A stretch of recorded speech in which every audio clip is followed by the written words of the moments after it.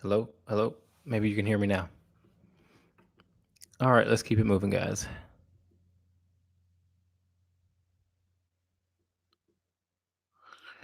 Okay. I have a rescue dog who's been through heartworm treatment. Heartbreaking to watch. He now acts like he's the center of attention due to limited activity. Also have a yellow lab, 9 months, trying to find a way for respect of each other in the house. Can walk both at the same time. Okay, so um, I guess that is pretty common when a dog has to go through some sort of limited activity and or something that is kind of you know um, some sort of treatment, whatever it is, healing, Achilles healing. I got a dog in my kennel now who had a real bad ulcer in their stomach, and so anytime you have a dog that has gone through something like that medically or has had to have had some special care, they will slip into being comfortable with that extra attention that they're getting by default. And you just got to watch it. You got to kind of monitor it. Um, you know, be aware of it, I would say. Obviously, if they need more attention to bring them back to health, then that's what they need to, that's fine. But um after they are healthy or when they show signs of being better, then you may have to work to sort of bring them back to balance. So it's something I notice.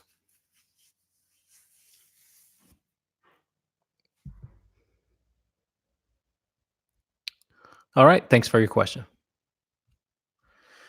Okay. Got a question live.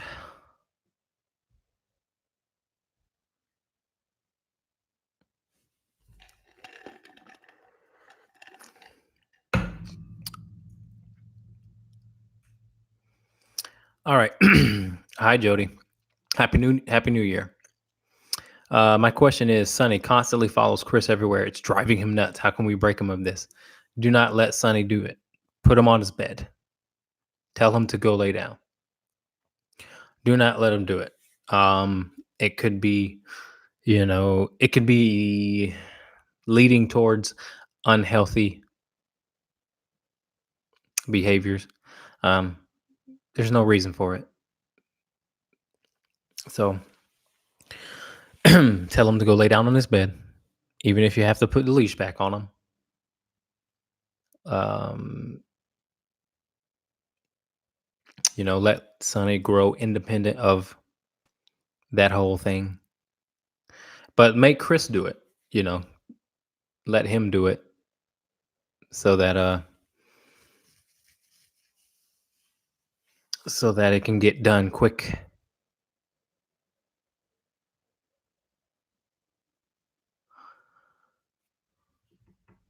You know what I'm saying?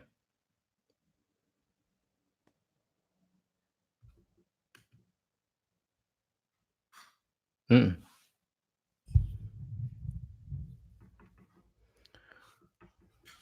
If they can't hear me, I can't wait to see the GOAT, Tom Brady. All right, let's keep it moving.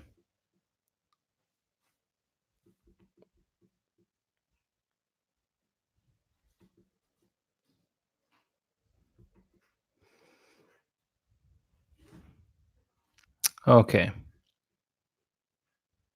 I have a German Shepherd that is only aggressive when people come over. He's large, all black. People are very intimidated by him. He's perfectly behaved out in public and at home, listens very well until someone pulls in. Told to muzzle him till he calms down. Do you think shot collar is a bad idea? Um,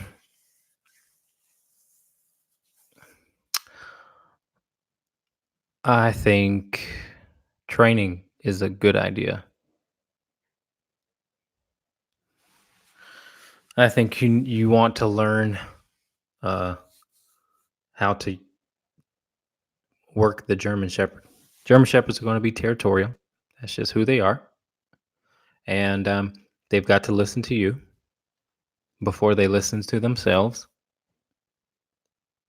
Uh, that's pretty much it. I mean, um, the dog totally disregards you guys when the doorbell rings or when someone comes over, and it shouldn't. It should listen to you in those moments.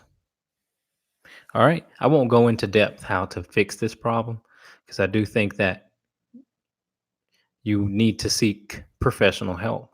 But I will say that one thing that can help that is to stop greeting the dogs um, when you come home and you come through the door. Stop greeting the dog right away. And the reason for that is you're in a roundabout way reinforcing excited, nervous behavior when that door opens. And the goal would be to get the dog to be calm when that door opens. But it starts with you and whoever else lives with the dog. Don't mean the dog will ever stop being happy to see you. But when you open that door, we want calm energy and not any sort of high energy, whether it's good or bad. You'll have to do that until the dog learns that when guests come over, not to get aggressive.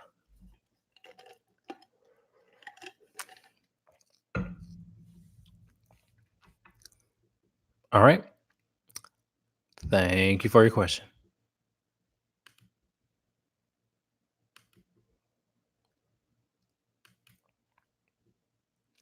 I was doing a go home session. I was doing a go home session, I don't know, a couple days ago. And I thought about something that I thought was something I wanted to let you guys know of. And that is for most dogs that are troubled by their environment, take into account the environment way too much. They take into account the environment. The environment changes their mood more so uh, than the owner. And so, to really have success in any environment, you have to matter more than the environment.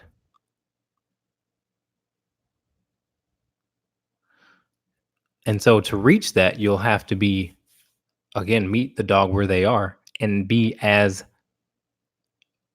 tough as necessary or consistent as necessary in order to actually be listened to or be minded by the dog when the environment or when the time calls this, when the time actually comes that the environment makes them nervous, anxious, or aggressive. You know what I mean? So you have to matter more than the environment. When you matter more than the environment is secondary. And that's how you will sort of cut through all anxiousness. You will cut through um, problems at the vet. You will cut through problems listening off leash in the car.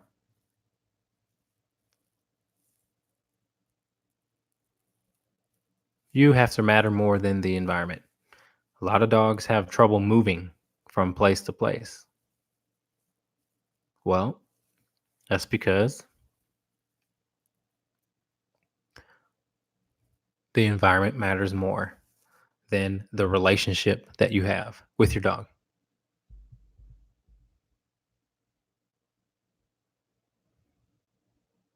So we got to change that.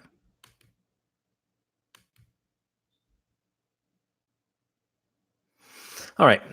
Next question. Hey, Jeremy, I just watched your video about adopting slash buying a puppy. I was curious for the next time we decided to get a dog when we are at the shelter, what things we should look for in a puppy. Great question. You should look for, first of all, take into account what your needs are when it comes to um, a dog, because breeds matter. If you are a high active person, you could get away with getting a high energy dog. If you are not that high energy and you may be working a long hours, then you may need an older, uh, more laid back dog. And and and so take those things into account so that you can match well with your puppy. Here's the other thing. How are you guys and temperamentally? Are you guys patient people? Or are you not so patient people? Because there are dogs who do well with patient people. And then there are dogs who do horrible with patient people. There are dogs who do well with impatient people, and then there are dogs who do horrible with impatient people. So take those things into account as well. Um, all of those things can be because a dog's personality, or it can vary very, you know, very widely. So I like dogs who are smart, sassy, and rough because I like to roughhouse with my dogs. I don't like sensitive dogs. My one dog, Tobias, he's very sensitive, and we don't really mesh well. I would say we don't really vibe. And my Great Dane, he's somewhat sensitive, but he's kind of rough too.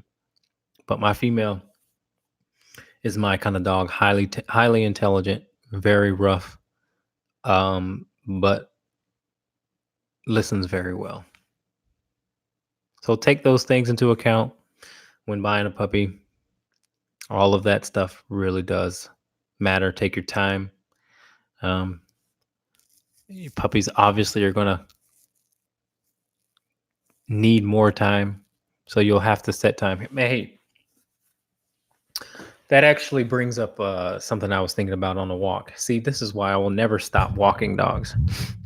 All right, 2020 now brings, let's see, 2006, 2016, 17, 18, 19, 20. So this will be my 14th year doing this, but um, I never want to stop walking dogs because I just think of some good stuff when I walk.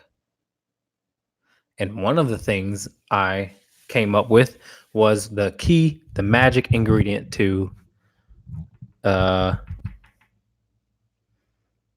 having a good dog.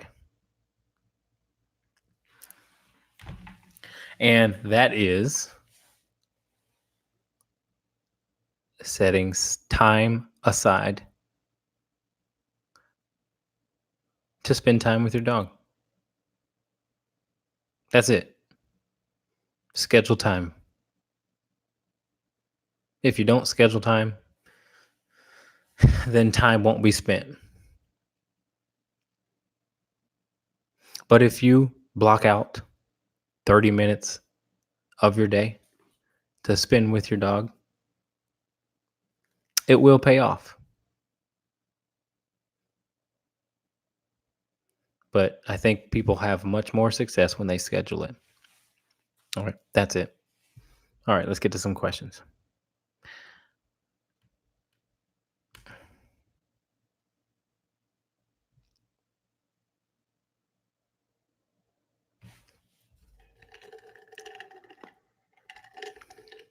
How do you, owner, become more important than the environment? You have to teach your dog how to concentrate. And hold on, let me bring the table closer a little bit. You have to teach your dog how to concentrate. That is uh, that is one of the most important aspects of what I do here. Your dog needs to spend time with someone or you to teach them how to fight against their ADHD. A lot of these dogs have uh, ADHD, man. They can't stop and pause. They're not allowed to get bored with something that causes them to become reactive.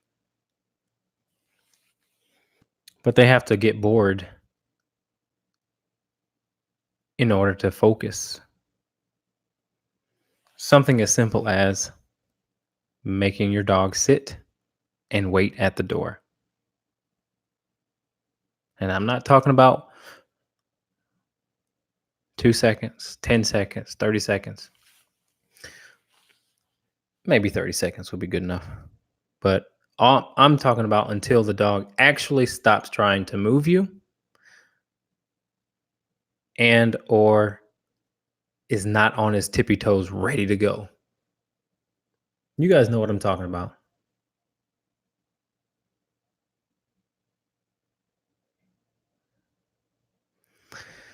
I've got I've got two dogs who are very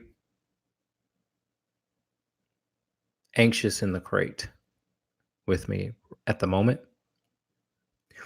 And they can, excuse me, Australian Shepherd and uh, some sort of,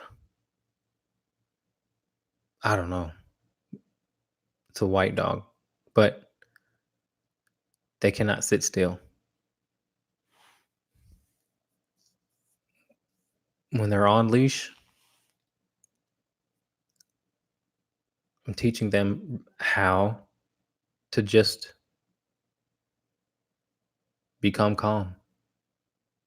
So that's the first step. One of the first steps is just getting the dog to work past the dog's initial reaction. When a dog is reacting to its environment, it's not thinking, can't learn. You have to control the dog until they can actually take a deep breath. I don't know.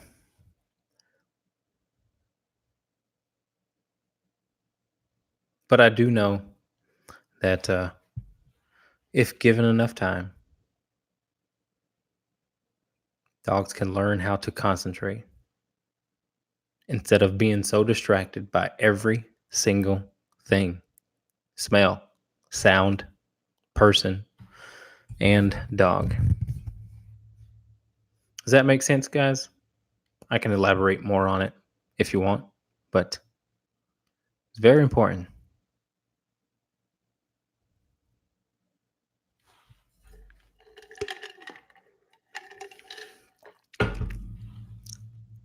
And I'm not talking about concentrating when you hold a treat in front of them. That's not the concentrating I'm talking about. I'm not talking about that super focus when you have a dog look into your eyes when they're begging for a treat. That's not the concentration I'm talking about. I'm talking about completely calm, right? Looking forward, not really looking anywhere in particular with any sort of urgency. I'm just talking about nice and calm, looking and not reacting.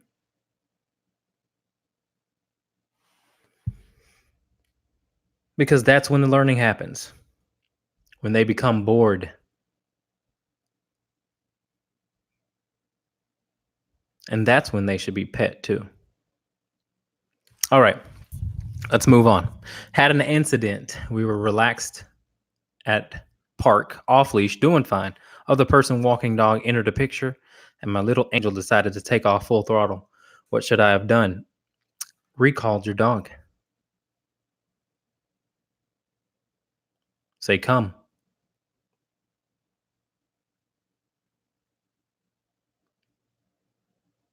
That's it. Recall.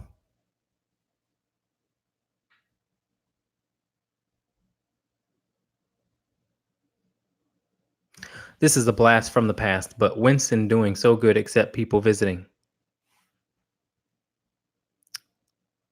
Why isn't he doing good when people visit? What's he doing?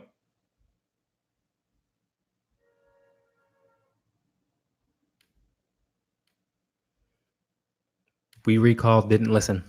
What happened to the e-collar? Did you have your e-collar on?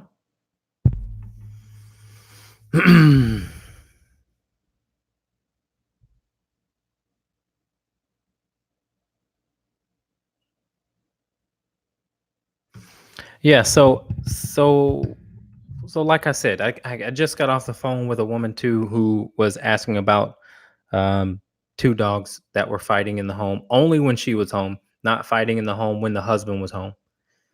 And she wanted to get some tips on how to, yes, of course, dial it up. Yeah, amongst the distractions or something that your dog really wants, you will have to dial it up to the level that works, whichever that is. If it's 10 levels up, 20 levels up, 30 levels up, doesn't really matter. Um, do what works, period. And always remember that once your dog is sort of convinced that you will use the appropriate level that works, then there will be no need for the e-collar, or you can start weaning off of using it so much. So all tools are temporary. They should be used to get to the dog listening to your words. That is the goal of all tools. Tools are to be used and to be put away eventually. So they're just like bridges. They're to get to a goal where dogs listen to our words. All right, because if they listen to our words, there'd be no need for any tools in the begin with. But tools are there to as a layer to get to that goal. Okay. But like I was saying, so obviously the dogs had a lack of respect for the woman, and because they only fought when at home alone with the woman. And I said, so how's the dog act in the crate? Does the dog bark constantly? Does the dog burst out of the crate? Does the dog always seek your attention? Does the dog follow you around the house? Um, does the dog beg to come back inside from being outside? And so I started to say that you want to start learning those little moments of disrespect, jumping again, barking, scratching, whining. All those things are not necessarily disrespect to you, but it is disrespect to your leadership that you should have, that is necessary. Because you may not get, if you can mark off or you can sort of scratch off all of those remedial moments of disrespect, then you may not get to those big moments of disrespect. All right. So start learning about how to cut out those little moments of disrespect first. You don't, for the safety of your other dogs and for you. Um, I told her there should never be any barking after you say quiet. After you say quiet, the dog should stop barking. Um, the dog should never jump on you. I was watching a video of a dog trainer who's training aggressive dogs, and the trainer is allowing the dog to jump on on on the trainer. The dog's allowed to jump on the trainer. And I was just really being very uh very it was really tough not to say something. Like, I don't ever want to assume that, you know, somebody shouldn't be working with aggressive dogs, but it's kind of tough to not think that sometimes.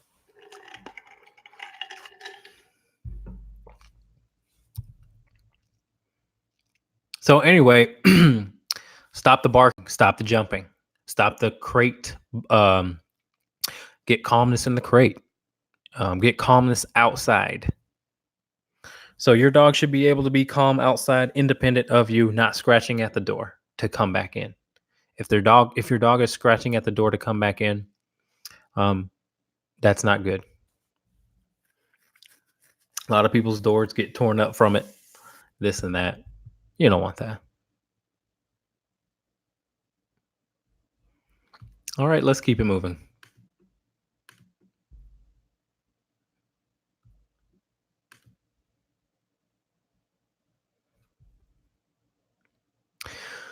Okay. Have a dog um, that bark that has dogs. I have a friend that has dogs that bark and have anxiety in the car. How do you go about fixing that? Her shepherd barks and cries and doesn't settle down in the car. Um, all right. So I think I mentioned this a little bit earlier on, but basically your dog has to listen to you. Um, I always tell people, my clients, down means down, no matter where you are. And again, then you start to matter more than the environment. Down means down. You can start working on that in the house where the dog is comfortable, right? Instead of working on it in the car right away. Work on get to a goal where you only have to say down one time instead of 4 or 5 times. And your dog will then start to become calm in the car after a while. But it does have to listen to you. It needs guidance in the car because the car is triggering unhealthy behavior. All right. Thank you for your question.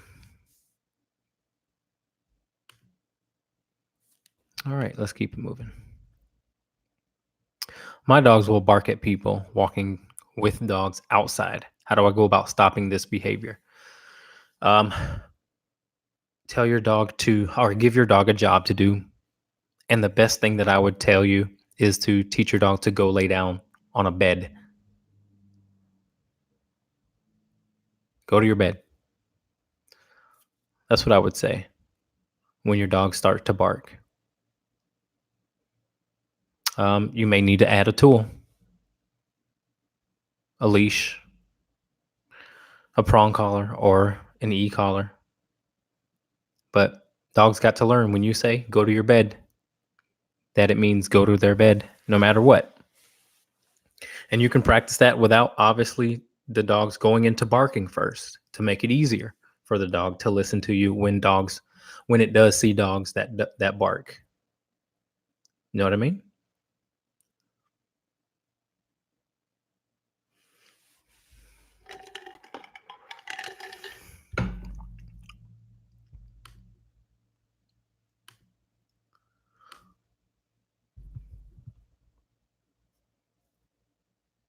Hey, Jeremy, I truly appreciate the videos and following your page. I help with a rescue for GSD and have learned so much. Eventually, in time, I would love to become more involved with dog training. Well, I appreciate that. Thank you very much. And yeah, dog training is awesome. I like every single aspect of it.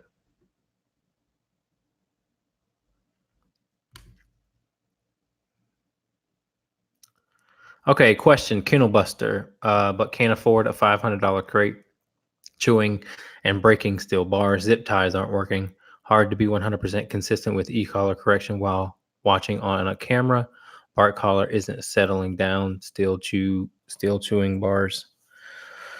Um, get the $500 crate.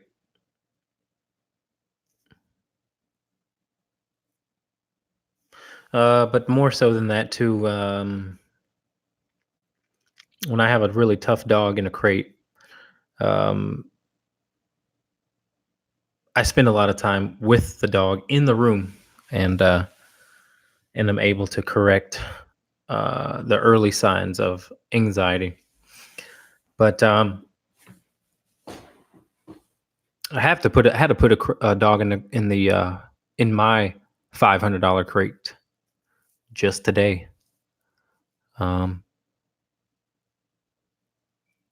so it's worth it.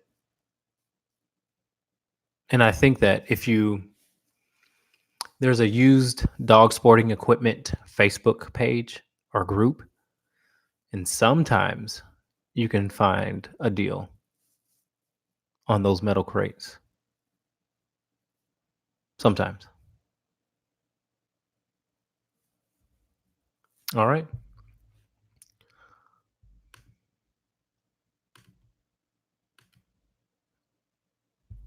All right. Let's keep it moving.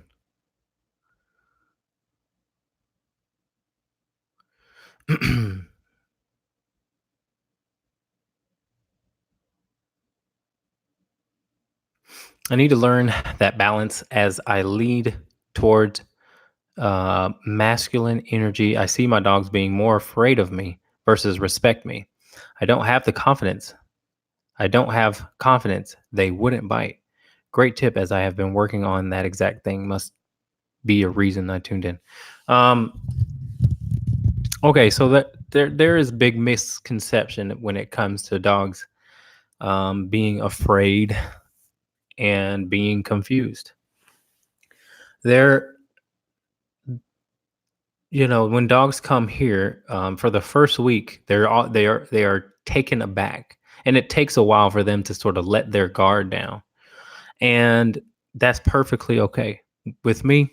I tell people, if I don't call you, then no news is good news. But when you just think about when you go to college for the first time, or when you even went to high school for the first time, it some environments do cause a little bit of intimidation, and that's fine, because learning is going to um, sort of call for that, right? You're not going to be able to, especially in a structured environment where you're not allowed to necessarily act how you've been acting at home. It's going to cause a period of confusion when there are strong boundaries that are present. Strong boundaries, but healthy boundaries. Boundaries that have long-term health in mind when it comes to the dog. Short-term confusion is just fine. It may look like they're intimidated, but that's okay, because they're still working it out in their mind. So, but they should be able to work it out given enough time. 3 weeks is my shortest board and train, and I like to keep it 3 weeks, 2 weeks sometimes for the dogs that I work with, because they are more difficult than the average dog.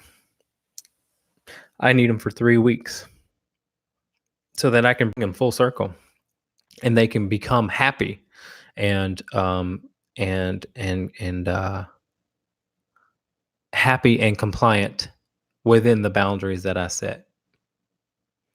If they can become happy within the boundaries that I set, then I know that I'm doing right by the dog and the dog owner,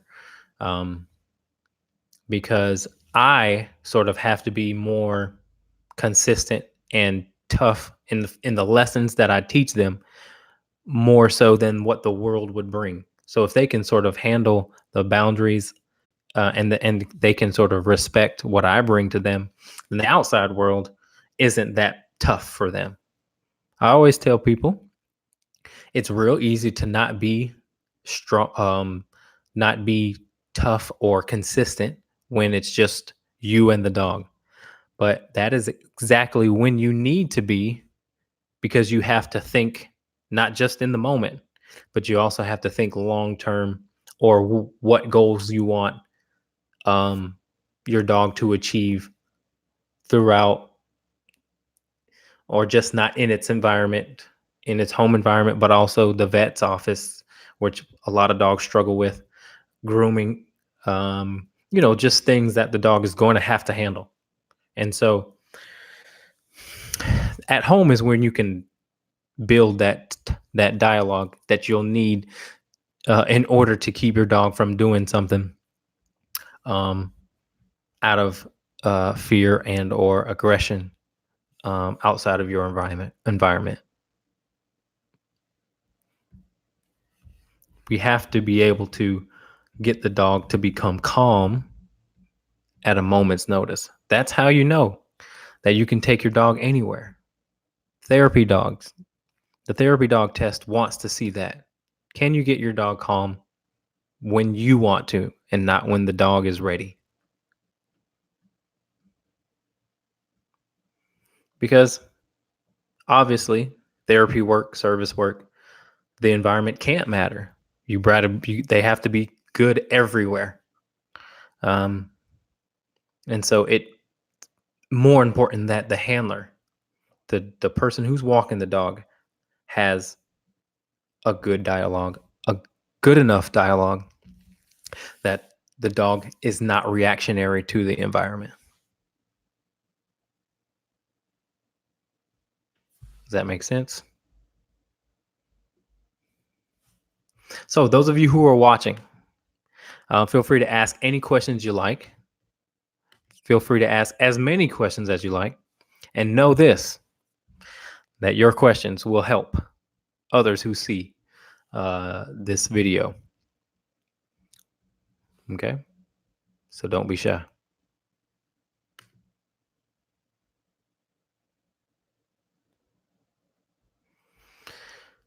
Okay, well, might as well talk a little bit about calmness in the crate. Give you a quick tip. Here's a quick tip. Um, if you have a dog who's crazy in the crate, do not talk sweet to the dog in the crate. We want the crate to represent calm and quietness, right? If we're talking to him and getting him excited in the crate, then we're moving towards barking. We're moving towards separation anxiety. We're moving towards scratching, any sort of pushy behavior to get your attention. So never act excited, talk sweet to the dog. Never get the dog excited. You can give them a soft, good girl, good boy when they offer you a calm behavior. But other than that, don't give the dog treats until, again, you reach that that deep understanding that this environment is very calm and quiet. All right. Your goal should be, when your dog is in the crate and guests come over, that the guests don't know a dog is there. That should be the goal. Same thing in the car. You should all ride with a crate in the car. But people shouldn't know that a dog is in the car when they come ride with you, because the dog is so quiet. That's how you know you've done a good job. Okay, that also starts with, again, very important. When you walk in the door, don't necessarily greet that jumping, high energy dog. That's not the dog you want when it comes to other guests coming over. So why do you tolerate that? You shouldn't. You should ask for calmness first. Remember, you get what you pet. Pet the calm dog, get more calm. You pet the high energy dog, reinforcing high energy. The dog wants what it wants. So reinforce the right behavior.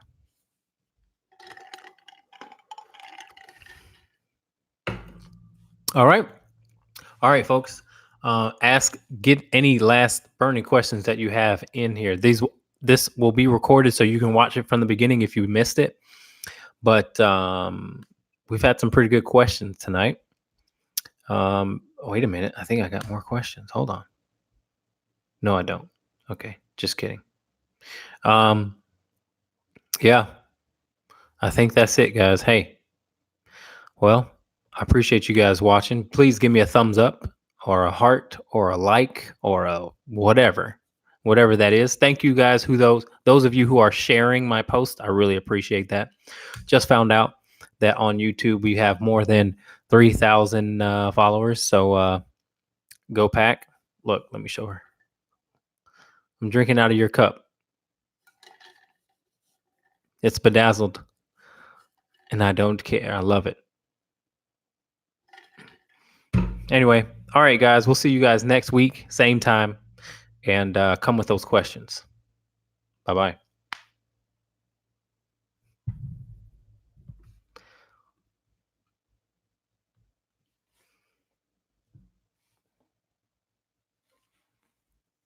YouTube, what's happening?